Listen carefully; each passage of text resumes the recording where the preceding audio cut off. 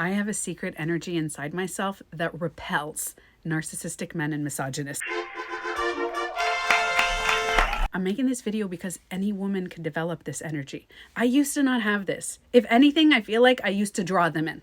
All the toxic people, they would just like come my way and I would let them in with open arms. I'm laughing, but because of that, I suffered abuse. I've suffered degrading. It was awful.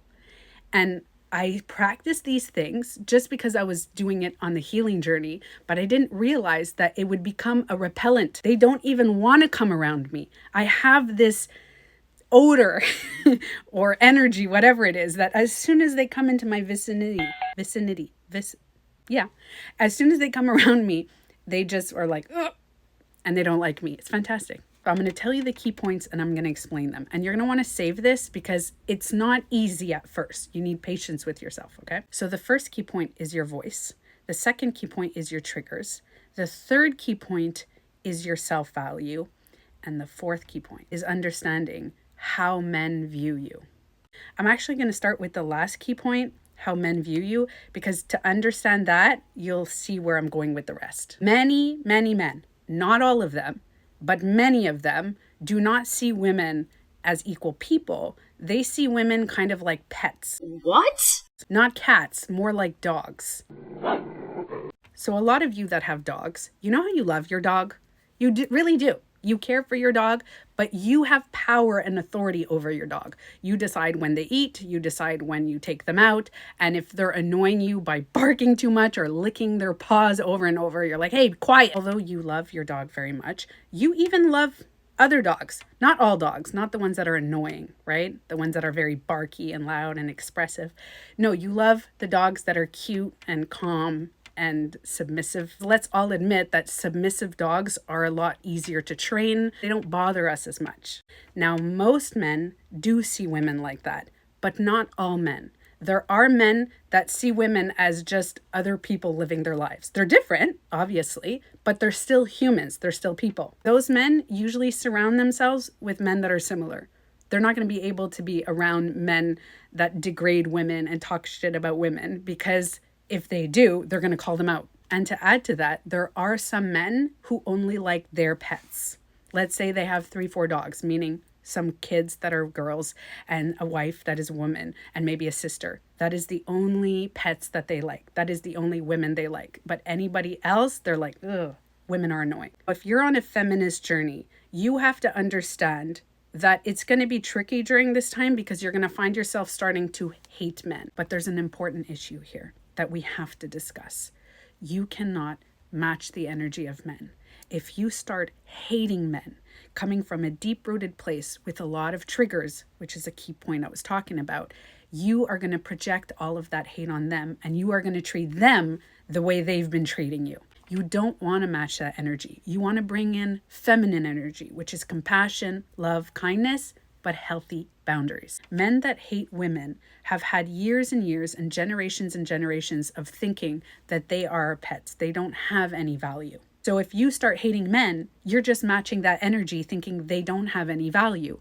But every human being on earth has value. In order to know the difference, you as a woman, 100,000,000% have to practice self-value. Knowing that you're enough with their approval or without their approval. You are valuable, you are worthy for existing. When you start knowing your value, you're going to have an easy time setting boundaries. You're going to have an easy time separating who is genuinely hurting you and who you should stay away from versus who you should bring in. And that's when you start attracting all these really great, healthy men that are feminists, that are very strong in their masculine energy, but are not intimidated by women. They see women as equal human beings. The more you grow your self-value, I promise you, it starts to ooze out.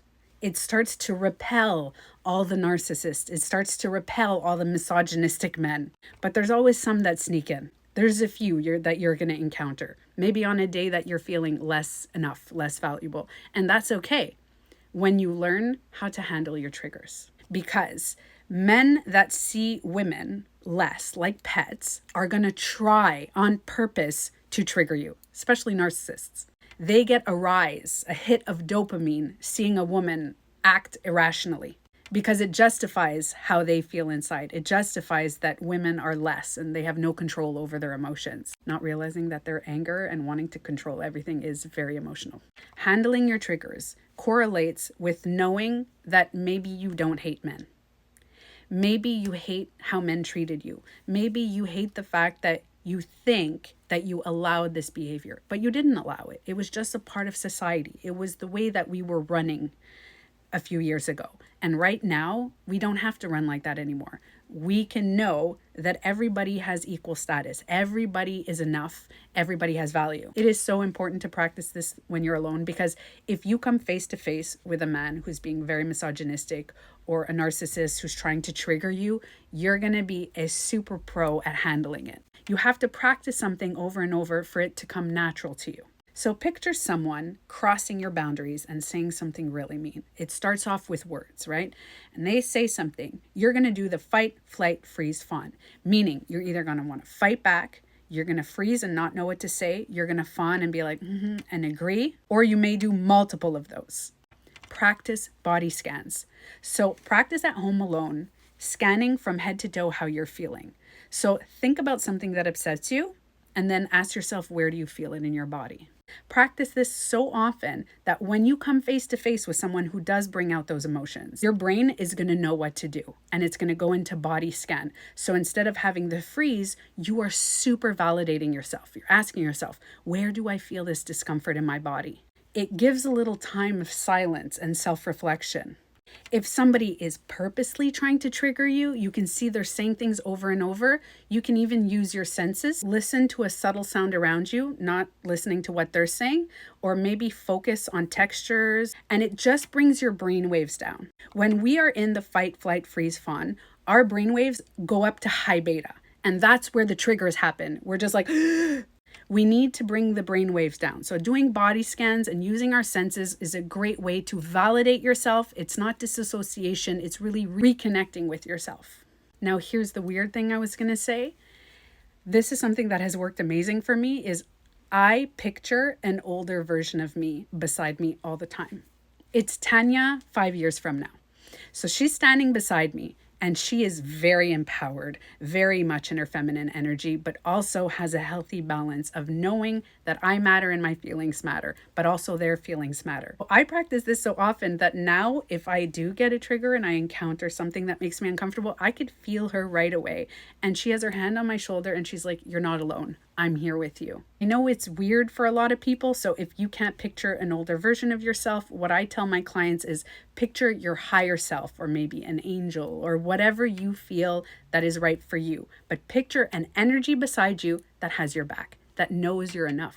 And that's when you start to develop your voice, because you're going to notice that your triggers are calm. You know your value. You don't hate them. You just hate what they're saying. So the way you respond to any misogynist or any narcissist is going to be very calm, very relaxed, and very empowered. Not going to come from a place of trying to degrade them because you feel degraded. You're going to come from a place of boundaries to create a healthier, better world. We don't have to treat men the way they have treated us for hundreds, thousands of years. We have to become the change that we wish to see. We have to grow into our women energy. And women energy is compassionate, caring, nurturing. But again, healthy boundaries, holding people accountable. So find your self-value, find your voice, and manage your triggers. Create an energy inside you that is so healthy that it repels the toxic and brings in more love. Find the balance.